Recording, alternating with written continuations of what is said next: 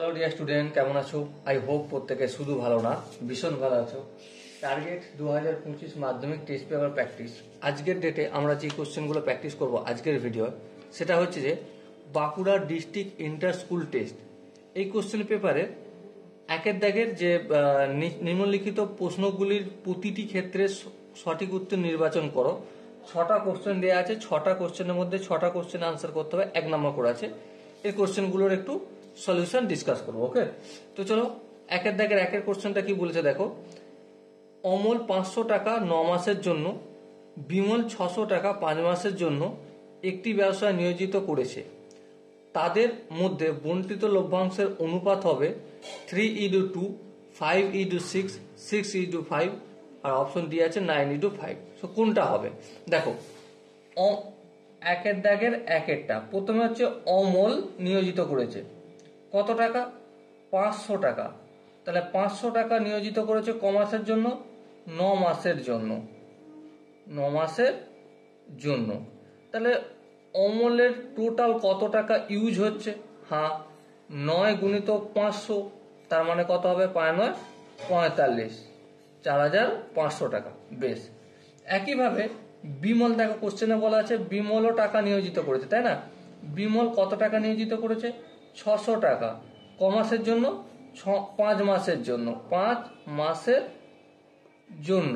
তাহলে বিমলের নিয়োজিত টাকার পরিমাণ কত হবে? অবভিয়াসলি 600 গুণিত 5 মানে 5 6 30, 3000 টাকা, তাই না?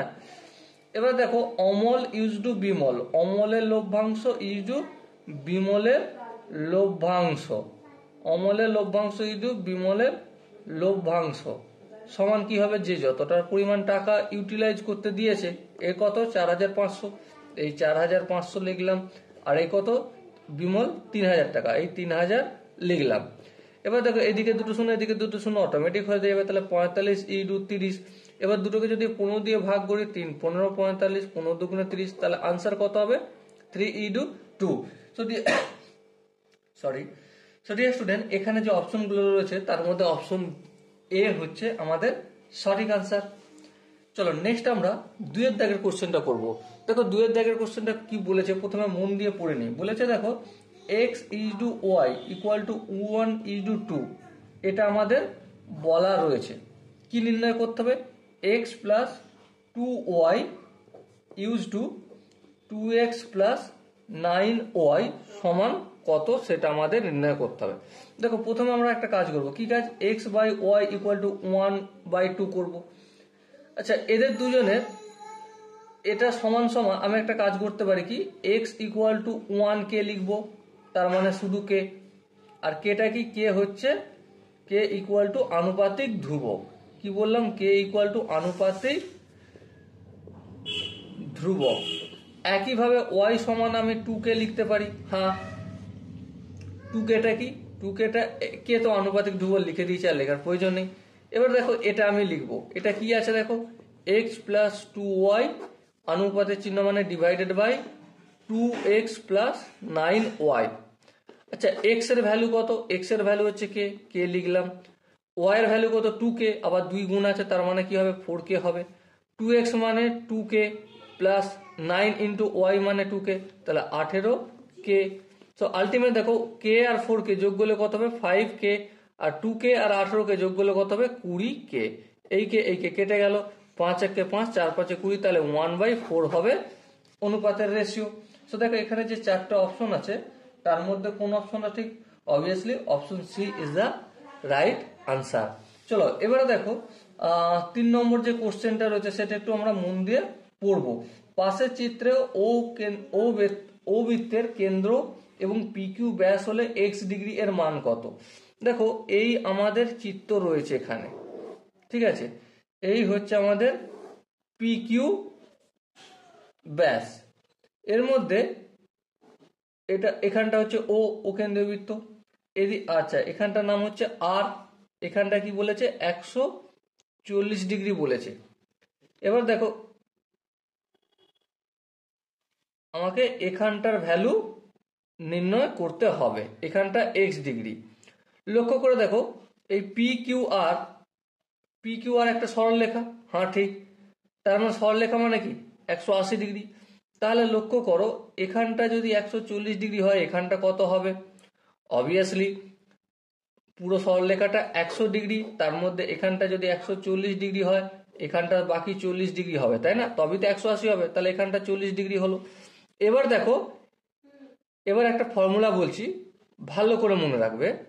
সেটা হচ্ছে যে এই যে বৃত্তচাপ আর কিউ বৃত্তচাপের কেন্দ্রস্থ কোণ কোনটা? আর ও কিউ, সেটা হচ্ছে 40 ডিগ্রি। আর কিউ বৃত্তচাপের পরিদৃষ্ট কোণ কোনটা? এক্স। এবারে একই বৃত্তচাপের কেন্দ্রস্থ কোণ পরিদৃষ্ট কোণের দ্বিগুণ হয়। তাহলে এই সূত্র অনুসারে আমরা লিখতে পারি কি? Angle P O Q equal to 2x degree. হ্যাঁ ঠিক। এবারে পি ও কিউ মানে এখানটা কত ডিগ্রি? 40 ডিগ্রি। তাহলে 40 degree equal to 2x degree. এই দুইটা অপোজিট দিকে গেলে ভাগ হবে, ভাগ হয়ে গেলে কত হবে? 20 ডিগ্রি। তাহলে এক্স ডিগ্রি এর মান কত পেলাম? 20 ডিগ্রি। সো এখানে যে চারটা অপশন আছে তার মধ্যে অপশন ডি হবে আমাদের সঠিক আনসার। এরপরে দেখো নেক্সট আইভি 4 নম্বর কোশ্চেনটা কি বলেছে?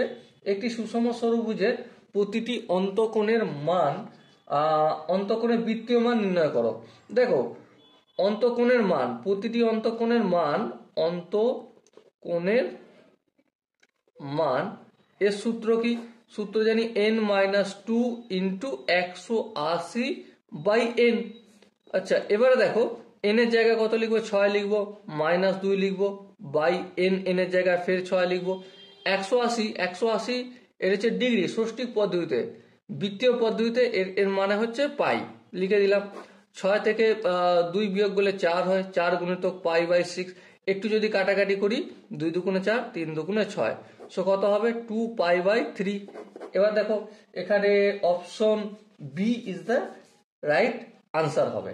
ওকে, এবার দেখো 5 নম্বর কোশ্চেনটা কি বলেছে সেটা আমরা একটু মন দিয়ে পড়ে নিই। 5 নম্বর কোশ্চেন বলছে একটি ঘনকের সমগ্র তলের ক্ষেত্রফল এস। ঘনকের সমগ্র তলের ক্ষেত্রফল, সাপোজ মনে করো এই হচ্ছে আমাদের ঘনক, ঠিক আছে?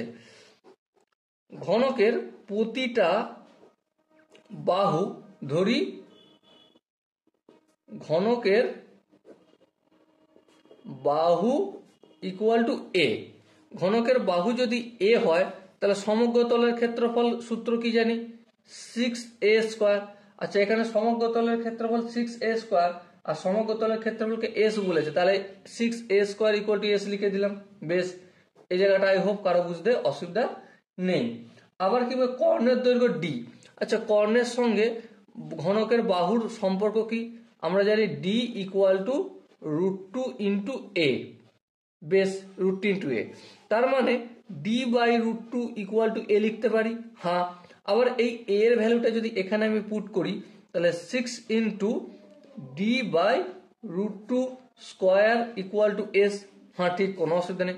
এই 6টা অপোজিট সাইডে পাঠালে কি হয়ে যাবে? ভাগ হবে। তাহলে s/6 আর এখানে d²/2। এবারে এই দুইটা যদি সমানের অপোজিট দিকে পাঠাই, d² equal to s into 2/6, 2 1 2, 3 2 6। So d² equal to কি হবে? s/3 হবে। সো ডিয়ার স্টুডেন্ট, এখানে যে অপশনগুলো রয়েছে তার মধ্যে কোনটা ঠিক? 2 একটা ঠিক হবে, কিন্তু 2 একটা এখানে দেয়া রয়েছে যে d² ইকুয়াল টু s/2, ওটা 2 হবে না, ওটা হবে 3। ওকে, আই হোপ এটা প্রত্যেকের বোঝা গেছে। চলো নেক্সট হচ্ছে 6 দাগের কোশ্চেন। 6 দাগের কোশ্চেনটা কি বলেছে দেখো? 6, 7, x, 8, y আর 14 এদের গড় কত বলেছে? গড় বলে দিয়েছে 9। তাহলে মোট সমষ্টি কত হবে? তাহলে 6 plus 7 plus x plus 8 plus y plus 14 equal to, সবগুলো যদি যোগ করি গড় যদি 9 হয় তাহলে সমস্তগুলো হবে 1 2 3 4 5 6টা, 6 9 54, 54 লিখে দিলাম।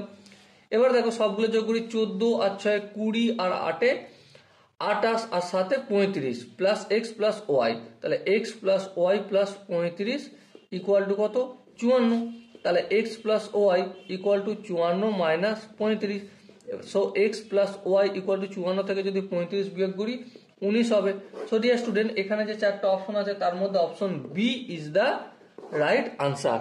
ওকে, আই হোপ একের দাগের প্রতিটা কোশ্চেনের কনসেপ্ট বোঝা গেছে। যদি কোনো জায়গায় বুঝতে অসুবিধা থাকে, ডাউট থাকে, কনফিউশন থাকে, কি করতে হবে? কমেন্ট সেশন তার জন্য খালি পড়ে আছে, কমেন্ট সেশনে জানাতে হবে। দেখা হচ্ছে নেক্সট ভিডিও, ততক্ষণ পর্যন্ত ভালো থেকো, সুস্থ থেকো এবং জয় হিন্দ।